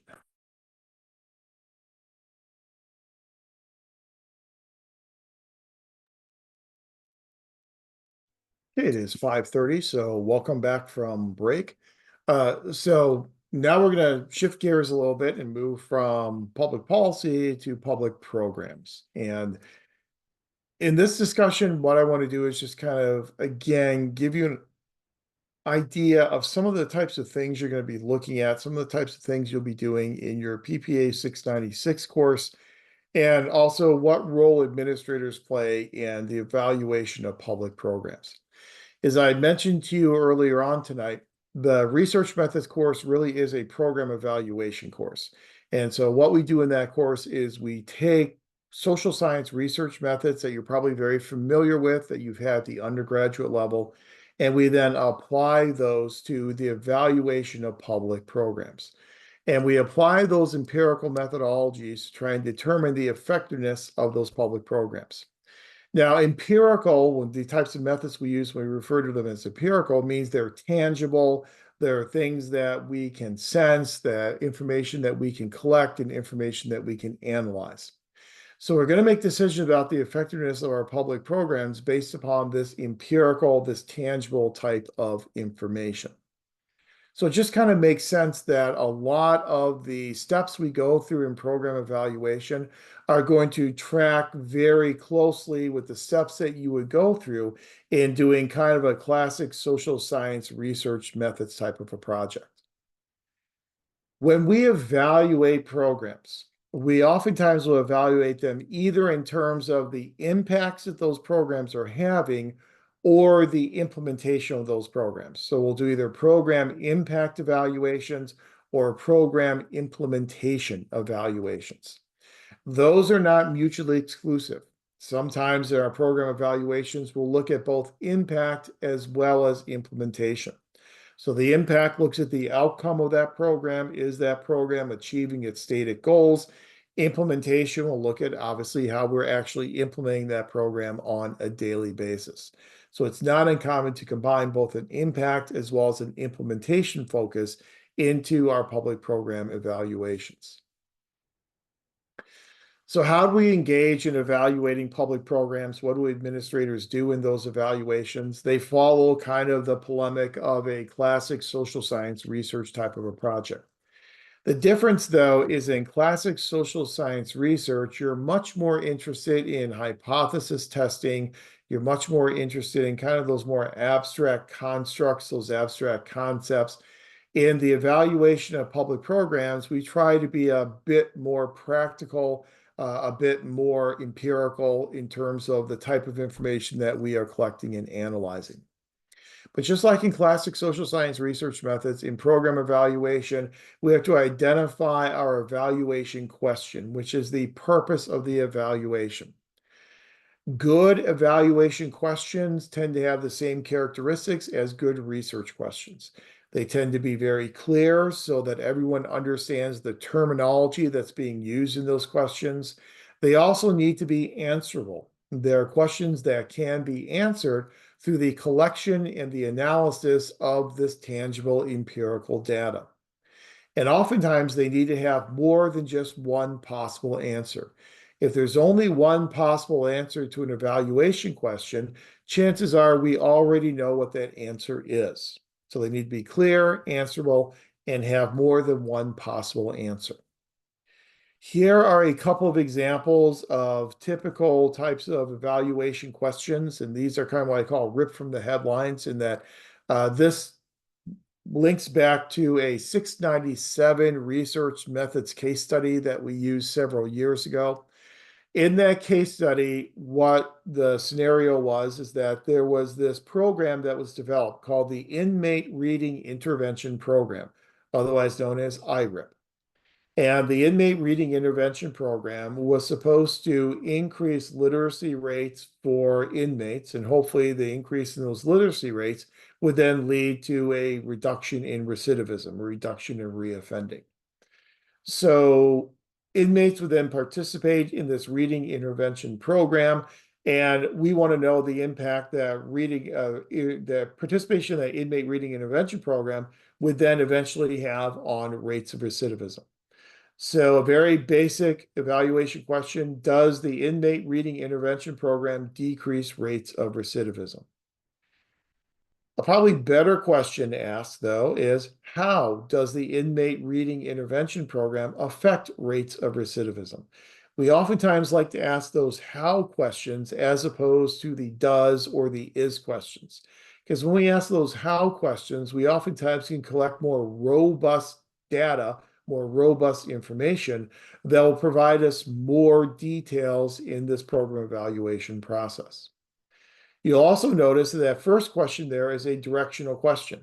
So we're asking, does participation in this program decrease rates of recidivism? The second one is a non-directional one. We're just asking, how does it affect rates of recidivism? So how you ask the question will depend upon your ultimate goal in doing your program evaluation. We have to come up with a good, clear, answerable evaluation question, just like you would do in classic social science research. In your second step, you have to identify your variables and come up with operational definitions and indicators for those variables, much like you would do in social science research. Usually what we're going to do is we're going to look at the impact of the independent variable on the dependent variable. As you all know from your undergraduate stats courses, the independent variable is the variable that is doing the changing. The dependent variable is the variable that is being changed. So in this case, in a program evaluation, the dependent variable, the variable that's being changed, is usually the result or the outcome of the program.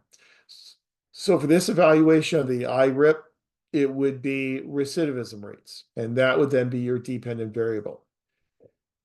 The independent variable in program evaluation, the one that's impacting the dependent variable, that independent variable is usually a measure of the program itself. So it could be a measure of the program in terms of the existence of the program. So what we can do is we can measure recidivism rates, our dependent variable, before the program was implemented and then after the program was implemented. That would be kind of a longitudinal time series type of analysis. Or we could measure our independent variable as whether or not someone participated in the program. So if they participated in the program, we would score them as a 1. If they didn't participate, we would score them as a 0. That kind of binary dichotomous type of variable. We're scoring them based upon whether or not they participated. If you want to be a little bit more nuanced, we could then measure how often they participated. So you can measure the number of hours that they spent participating in the inmate reading intervention program, and that could be an indicator of our independent variable. So you see there are multiple ways in which we can measure our variables in a program evaluation. Then our ultimate goal here is to isolate the relationship between our program and its desired outcome. So to isolate the relationship between participation in the inmate reading intervention program and rates of recidivism. In order to do that, to make that isolation, we will have to then identify control variables. And our control variables are other variables that may also impact our dependent variable other than our primary independent variable. So what else could impact recidivism rates? Perhaps the type of crime that was committed, perhaps if drugs were involved in that crime, perhaps if the person ends up having stable employment, could have an impact upon recidivism rates. The person has a stable reportable address, oftentimes has an impact upon recidivism rates. Those are all variables we would want to control so that we can properly isolate the real relationship between participating in the program and the likelihood of someone to recidivate, the likelihood of someone to reoffend. So we have to come up with some very clear operational definition and indicators of those dependent, independent, and control variables. We also then have to select a research or an evaluation design. Now, this is where the terminology gets a little bit different between program evaluation and research methods. So there are two basic types of designs that we can use both in research as well as program evaluation. There are experimental designs and then there are quasi-experimental designs. The main difference between a quasi-experimental and experimental design is that in an experimental design, we have the ability to randomly assign cases to either an experimental group or a control group. The experimental group would then be exposed to the independent variable. The control group would not be exposed to the independent variable. The idea here is if we are randomly assigning some people to get the independent variable and randomly assigning some people to not get the independent variable, if that assignment is truly random in nature, then those people in the experimental group that get the independent variable, those people in the control group that do not get it, they should be relatively equivalent on all other variables except for one group got the independent variable, one group did not get the independent variable. So if you then see differences in your dependent variable, you can then ascribe those differences in your dependent variable to your independent variable because we have now control for all the other variables using random assignment. Randomness means that everyone has an equal non-zero chance of being selected. So everyone has an equal non-zero chance of being selected to either serve in the experimental group or the control group. That's what's known as an experimental design. On the screen, I've listed 4 different types of experimental designs. You don't have to worry about those here for this class. We're just kind of, again, introducing the concepts for you. This is something you'll talk more in depth about once you get to your 696 course. So for our purposes, all we're interested in is the category known as experimental designs versus a category known as quasi-experimental designs. But what I've done on the screen with those 4 different designs is I have provided for you the notations for those types of designs. So you probably remember these notations from your undergraduate statistics or research design courses. The R stands for random assignment. The O stands for an observation. This is where we are collecting data. The X stands for the implementation of the independent variable. And then the second O is a post observation where we collect data after that individual has already been exposed to the independent variable. So the first O is a pre-test, the last O is a post-test. Again, the idea here is that if people who are not exposed to the independent variable have significantly different post-tests than people who were exposed to it, then those differences can then be attributed to participating in the independent variable. So in these designs, you'll see like with the classic experimental design, you got the random assignment into an experimental group, random assignment of other people into the control group. And that's the terminology that we use in research methods, experimental group versus control group. In program evaluation, we use different terminology. So in program evaluation, the experimental group becomes the project group. The control group becomes the comparison group. So it's project versus comparison as opposed to experimental versus control. So it's just a little bit different terminology that we use when we are doing program evaluation. But in experimental designs, we are controlling with the use of random assignment. By randomly assigning people to either a project or a comparison group, we are controlling all the other variables with the exception of the only difference is one group got the independent variable, one group participated in the inmate reading intervention program, the other group did not participate in the inmate reading intervention program. Obviously, we have some limitations in terms of our ability to randomly assign. So you think about if you're going to do an evaluation of a public program that is an entitlement-based program, a program where people are legally eligible to get benefits from this program, they are legally entitled to it based upon household income or whatever the other eligibility standards are, we cannot deprive someone from getting the benefits of a public program just for the purposes of our evaluation. If they're legally entitled to these benefits, they should get these benefits. So when they're legally entitled to them, we cannot deprive those benefits to them. We cannot decide who gets the benefits and who does not get the benefits. So we do not have the opportunity to randomly assign people either to a project or a comparison group. When you cannot randomly assign, you can then not say that your project and comparison group are equivalent to each other. In order to make them equivalent to each other, that's when you have to create your control variables. Once you create those control variables, you then control your cases on those variables, their scores on those variables, so you can then isolate the true relationship between participation in the inmate reading intervention program and their likelihood to reoffend.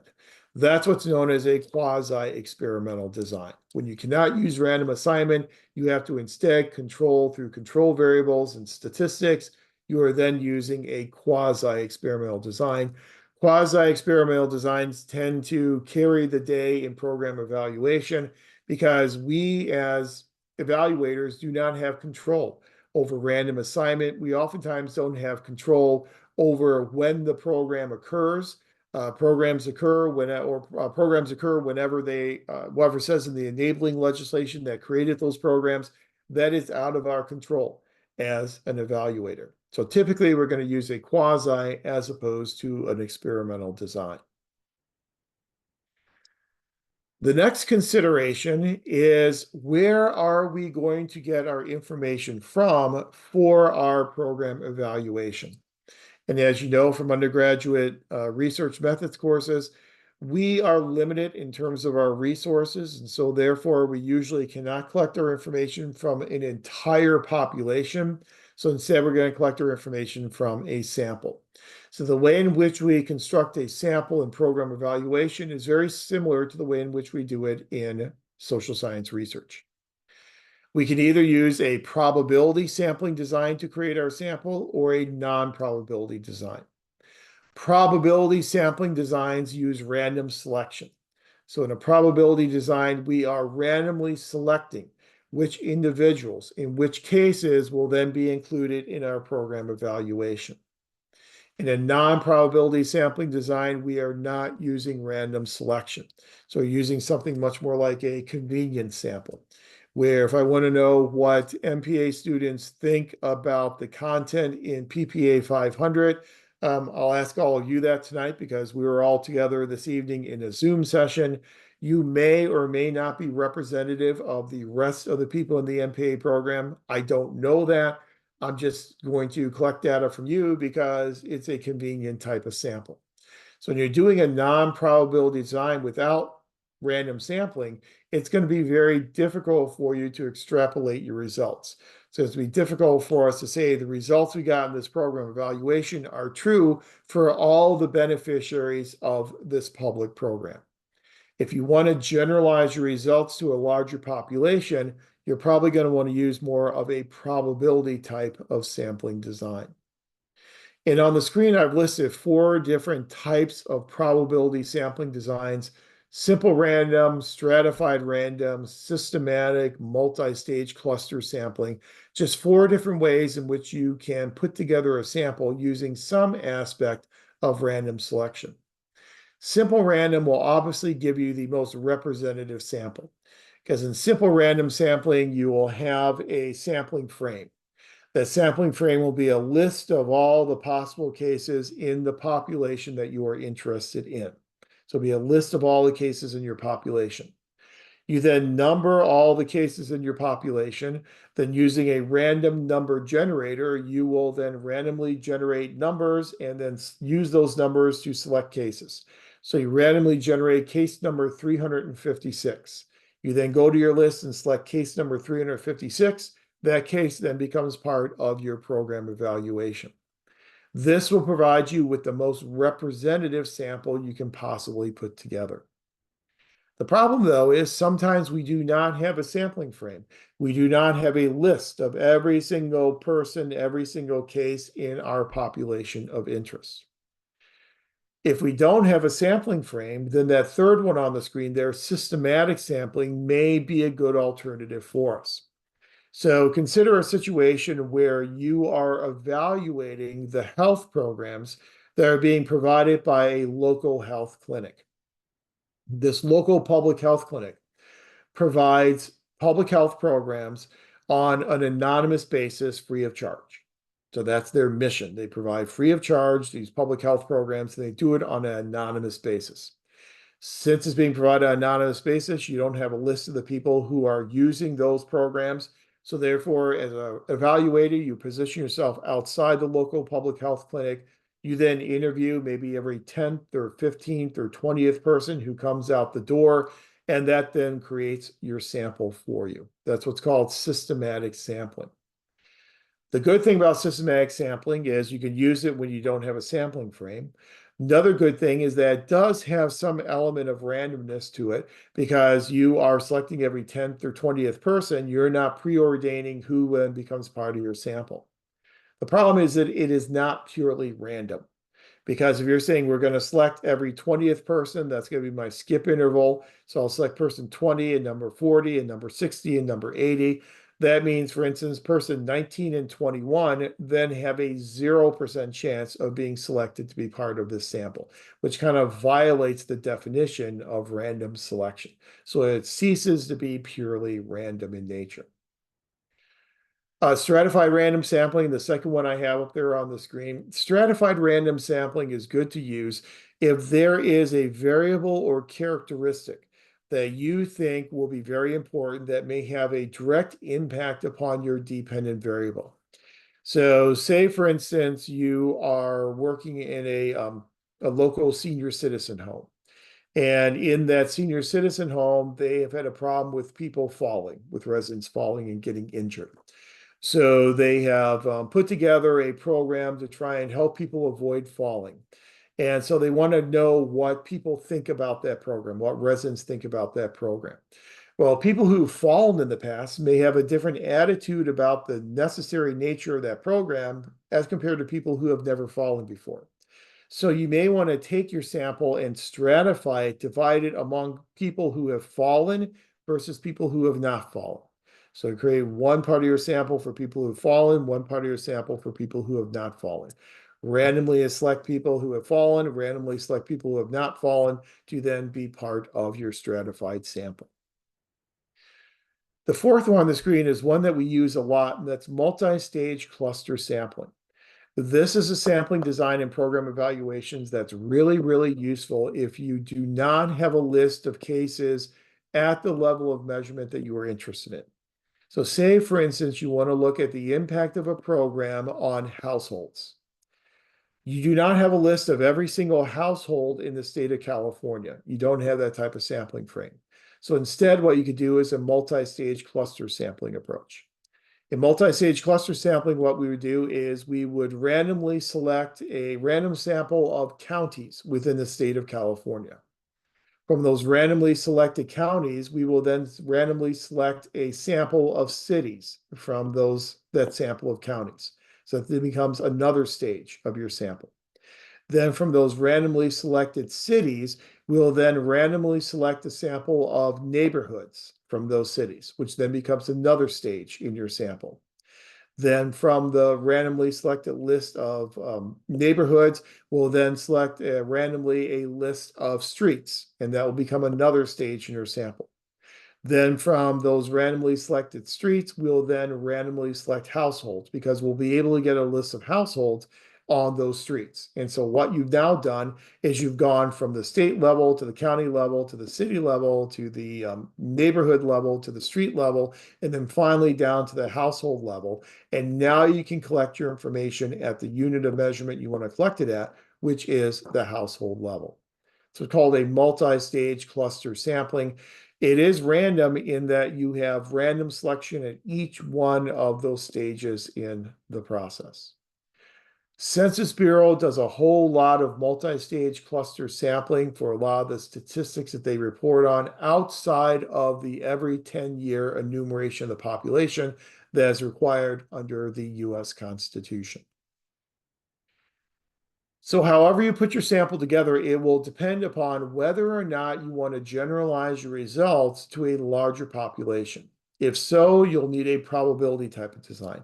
If you are not interested in generalizing to a larger population, you can save yourself time and money and effort with a non-probability design. And I'd already mentioned that one type of non-probability design, a convenience design. The second design there under non-probability is a snowballing technique. Snowballing is a good approach to use if you are trying to collect information from hard to reach populations. So if the population you're interested in is a population of people who lack affordable and adequate housing, and they are living on the street, they don't have an address, so you can't send them a survey. You can't contact them by phone or email. So what you have to do is you find one person who is part of that population, you interview them, then you ask them to refer you to someone else who is also part of that population. Interview that person, ask for a referral, and so on and so on. Hence the reason why it's called snowballing, because with the more referrals you get, obviously the bigger and bigger your sample will become, kind of like a snowball rolling down a hill. Then, like in social science research, your next step in program evaluation is to identify the data you need to collect and then collect that data. In program evaluations, we are very fond of using survey-based research. So we construct surveys, we send those surveys out, and we use those surveys as our primary data collection tool. When you take 696 research methods and you talk about program evaluation, you will talk about using surveys to evaluate public programs. You'll talk about some of the tips and tricks in putting surveys together in terms of how you write questions, how you write response categories that match those questions, how you sequence your questions, how you distribute your surveys, all those different aspects of survey construction you'll get to talk about when you take PPA 696. Then we oftentimes complement some of that direct data collection with secondary data as well, using some of those databases that Kelly Janicek talked to you about when she talked about using library resources. Once we've collected our information, we then have to analyze it. And today in program evaluation, that is going to mean the use of statistics, because we are collecting very specific information on these programs and on the outcomes that they are achieving. We are going to usually use statistics because we are collecting our information at relatively sophisticated levels of measurement. We're usually going to collect information at an interval ratio level of measurement, and that data will then need to be analyzed using stats. The type of statistical analysis that we use will depend upon our purpose. If we're just trying to describe and take a snapshot, so we want to try and evaluate who's the type of person that uses this program. What's the demographic profile of the typical beneficiary of this program? You can get to that with descriptive statistics, your mean, your mode, your median, standard deviation, all those types of things. If, however, you want to draw an association and you want to look at, is there an association? Is there some type of correlation or relationship between participation in the inmate reading intervention program and the likelihood to reoffend? That's where we're going to have to use some associational types of statistics. That's where we're going to be looking at our measures of association, our Pearson's R, and those types of relatively simple associational statistics. However, what we're usually most interested in program evaluation will be causal relationships. We will want to know the impact that participating in this program has had on its desired outcome. Is participation in this program, how is participation in this program having an impact upon its desired outcome? That is causal research. With causal research, that's where we're going to start using a bit more sophisticated statistical analysis. That's going to get us in the world of multiple regression, get us in the world of survival analysis, path analysis, binary logistic regression if our dependent variable consists of a binary dichotomous variable. So this is where we're going to be using our more sophisticated statistical analysis. And since we're usually looking at causal relationships in program evaluation, we usually tend to use more sophisticated statistics. And then based upon the results that we get, we will then arrive at our conclusions. And this is where you then get into your statistical significance and your p-values and did the statistics that we generated, do those statistics show us that there is a strong enough relationship so that we can say, yes, indeed, those who participated in the IRIP program were significantly less likely to reoffend than people who did not participate in the inmate reading intervention program. So at its heart, those are the steps in program evaluation. Again, they kind of very closely mirror what we would do in classic social science research. And so when you get to your 696 course, what you'll be doing is taking those social science research methods and then putting them in the service of program evaluation. Now, in your 696 course, in the somewhat newly redesigned 696 course, as of about 10 years ago, if that makes it new, you will not cover a lot of the nuts and bolts of statistics. That's why the prerequisite for you to register for PPA 696 is either an undergraduate statistics course or successful completion of PPA 517 analytical skills development. If you don't have an undergraduate stats course and you take PPA 517, in 517, you will go through some of the statistical analysis that will then be useful for you in doing program evaluations in PPA 696. So that's the whole purpose of having that prerequisite. So we don't necessarily teach statistics in 696, but instead we look at how to interpret those statistics and how to then draw conclusions about the effectiveness of a public program based upon the statistical analysis that we have received. But regardless of it's what we talked about last week in terms of how we structure and lead and manage our organizations, or if it's what we talked about this week in terms of how we formulate, implement, and evaluate our policies, or what we talked about just right now about how we evaluate our programs, we are asking a similar question. And that similar question is, how effective is our organization? How effective is our policy? How effective is our public program? So the commonality here in a lot of what we study in public administration, regardless of its organizations, policies, or programs, is this focus on effectiveness, trying to figure out how to make the work we do in government as effective as it can possibly be. So let's focus in our last few minutes here looking at this issue of effectiveness and how we measure effectiveness in the public sector.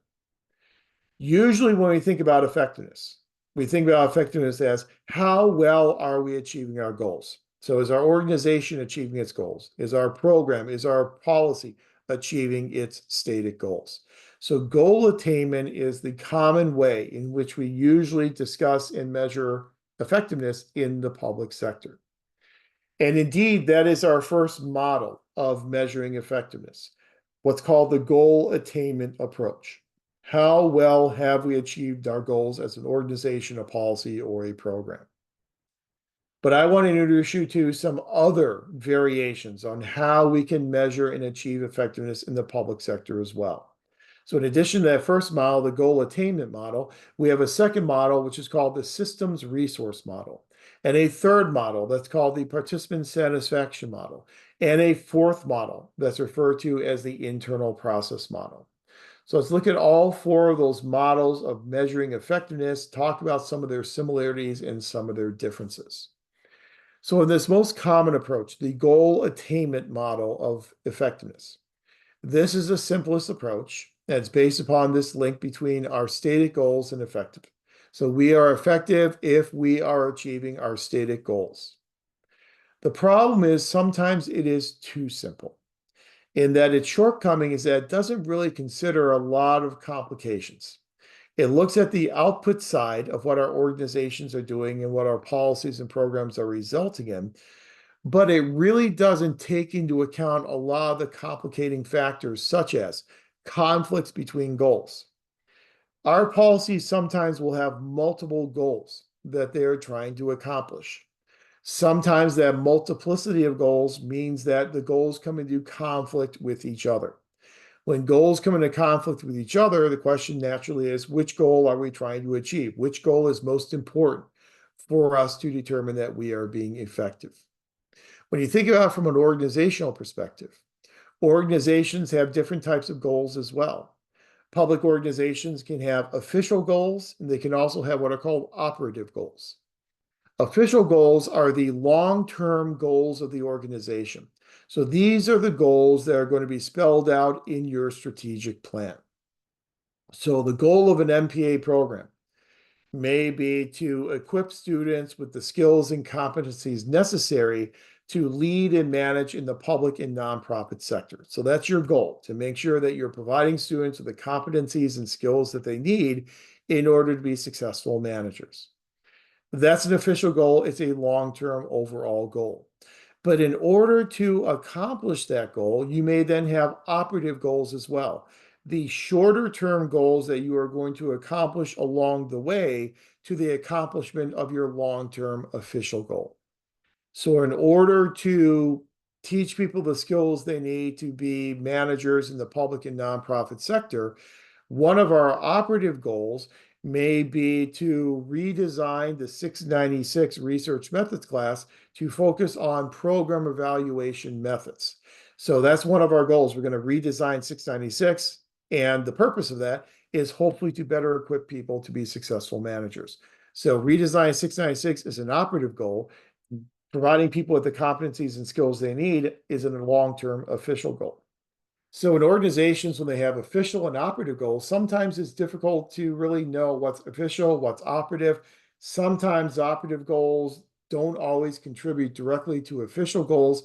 So in the real life of public administration, sometimes it's more difficult to clearly define exactly what our goals are.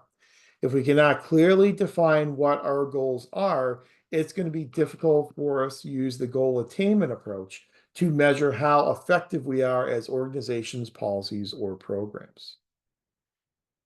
So when we cannot clearly identify our goals to use a goal attainment approach, a second approach we can use is a systems resource approach. The systems resource approach is very similar to open systems theory that we had talked about when we talked last week about organizational theories. The systems resource approach defines effectiveness as an organization or a program's ability to exploit resources from the environment. So the ability of an organization or a program to be able to pull resources in from the external environment to augment the resources that organization already has. So for organizations, as we talked about with open systems theory, this is kind of negative entropy, the ability to pull in labor pool, to pull in money, to pull in political support. Those are all resources that can be brought into the organization. The better you bring those resources in, the more effective you are as an organization. Programs can do the same thing. Programs can go out there and they can seek out additional resources from their environment, bring those resources in. The more resources you bring in, the more effective you are seen as a program. In order to use this systems resource type of an approach, you have to take a longitudinal evaluation approach in that you have to look at the organization or the program in the beginning, then look at how that organization or that program has acquired resources over time. Has it acquired the resources that are necessary for achieving high levels of performance? And so we'll look at where it started and where it is now and the accumulation of resources. One of the useful things about a systems resource approach to measuring effectiveness is it is useful to use when other indicators of effectiveness are difficult to obtain or hard to measure. So as we said, if it's difficult for us to agree upon how to measure our goals, it's going to be difficult to use a goal attainment approach. The systems resource approach of the accumulation of resources may be a second way in which we can measure effectiveness. Then a third model of effectiveness in the public sector is participant satisfaction. So simply seeing how satisfied our relevant stakeholders are with the benefits they're getting from the organization or the policy or the program. So if we are keeping our vested stakeholders, our relevant stakeholders satisfied and happy with what we are doing, that is a measure of effectiveness. So we are measuring the ability to satisfy our key strategic constituencies in our environment. Now, the participant satisfaction model of measuring effectiveness can either occur external to the organization or internally within the organization. Externally, if you are measuring constituents outside the walls of the organization. So you're looking at how satisfied your citizens are with the benefits they're receiving from the organization or the programs and policies that are being implemented, then you are dealing in your external environment. And so that kind of then bleeds over into the systems resource type of a model. Because remember, we said one of the resources that you can import in a systems resource model would be something like political support, constituent support. So that political or constituent support that's coming into the organization, that's not just a resource, but it's also an indication of how satisfied those groups and individuals are with what we are doing as an organization or a program. So participant satisfaction can occur outside. We see this all the time with cities. The cities are always sending out their citizen satisfaction surveys, asking citizens, how satisfied are you with the level of services that you are receiving? How satisfied are you with the quality of the services that you are receiving? How satisfied are you with the variety of the services that you are receiving? So those citizen satisfaction surveys, they're measuring effectiveness from that participant satisfaction type of perspective. However, we can also look internal to our organization. And inside our organization, our vested stakeholders, our participants, will be our employees. And when we're asking our employees how satisfied they are, then we are really kind of doing more of a human relations, human resource type of a function. Keeping our employees happy will then keep them employed. We'll have higher retention levels, less money being spent on training and onboarding. Those are all benefits for keeping your internal participants, your internal employees, satisfied in the organization. So externally, it bleeds over into the systems resource type of an approach. If you're looking internally, then it bleeds over into our fourth model, which is more the internal process model of effectiveness. So to measure effectiveness with the internal process model, we're going to look at the internal activities that are going on with our organization, and we're going to measure effectiveness based upon the internal health within our organization. So indicators of the internal health within our organization or within a program will be things such as the culture within the organization. We spent time talking about organization culture last week, how strong that culture is, how positive the work climate is, the amount of team spirit, group loyalty, and teamwork that you have within the organization, amount of confidence, trust, and communication between workers and management, how decisions are being made, and who gets to participate in those decisions. Are decisions being made close to information sources? Meaning that are the people who are making the decisions the ones who have the information necessary for making those decisions, regardless of where those individuals are on the formal organization chart? How willing are people to share their feelings, horizontally and vertical type of communication? What type of system of rewards are set up for managers to help their employees grow and enhance their performance and develop their professional abilities? What's the interaction that goes on a daily basis between the organization and its component parts? So that whenever there is conflict in the organization, that conflict will always be resolved in the interests of the organization. Essentially, these indicators, when we're talking about the effectiveness of an organization, these are indicators of organization health, organization harmony. So you look within the walls of the organization. You can use an internal process approach as well with your policies and your programs. When you look at how those programs are actually being implemented on a daily basis, the support that implementers have for those policies and those programs, that's again more of an internal process type of measurement for effectiveness. So we can measure effectiveness in the public sector based upon how well we're achieving our goals, how well we are obtaining surplus resources from our environment, how well we are keeping our key constituencies satisfied, how well we are functioning internally in terms of organizational harmony. Those are 4 different models we can use to measure effectiveness in the public sector. Regardless of which of those models we are using, our ultimate goal in doing what we did last week in managing our public organizations, our ultimate goal in managing our public policies, our ultimate goal in managing our public programs, those goals all come down to trying to be as effective as we can possibly be. We constantly reform government. Reform never ends, whether you're talking federal, state, or local government. And usually when we reform government, our primary focus is trying to make government as effective as it can possibly be. So as we carry out these functions of managing our organizations, managing our policies, and managing our programs as public administrators, we are trying to do it as effectively as we can. Knowing how effective we are being will depend upon which of those 4 models of effectiveness we choose to utilize. So at this point, we have covered all the information that you need for scenarios 4 and 5 on the final assessment. We've talked about managing policies, we've talked about managing programs, and we've talked about these models of effectiveness. So I know we've covered a lot of ground tonight, but it all falls within the same rubric of the functions of public administration.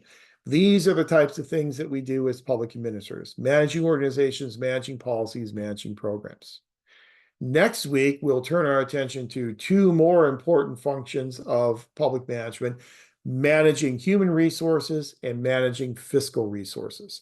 So that will give you some insight into your 577 and your 555 core courses in the program.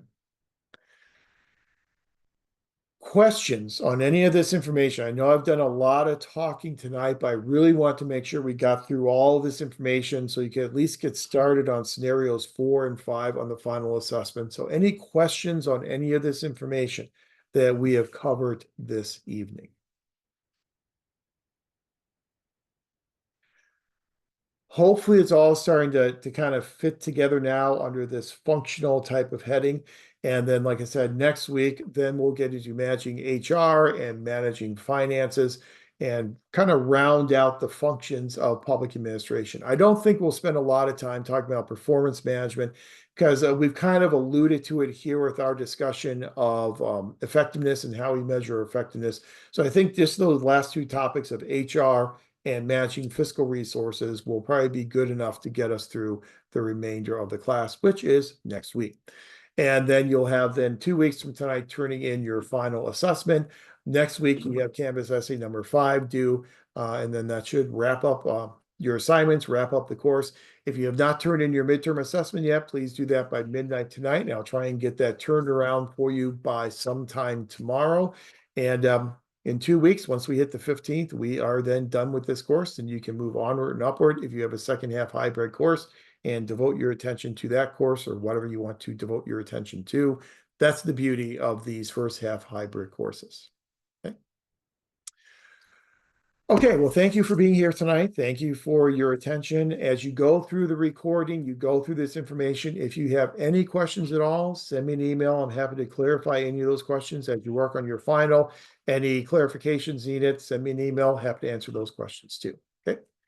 Thanks, everyone. Have a great remainder of your week, and I will then talk to you again next Tuesday. Take care. Thank you. Thank you, Dr. Powell. Thank you. Thank you. All right, thank you. Thanks a lot.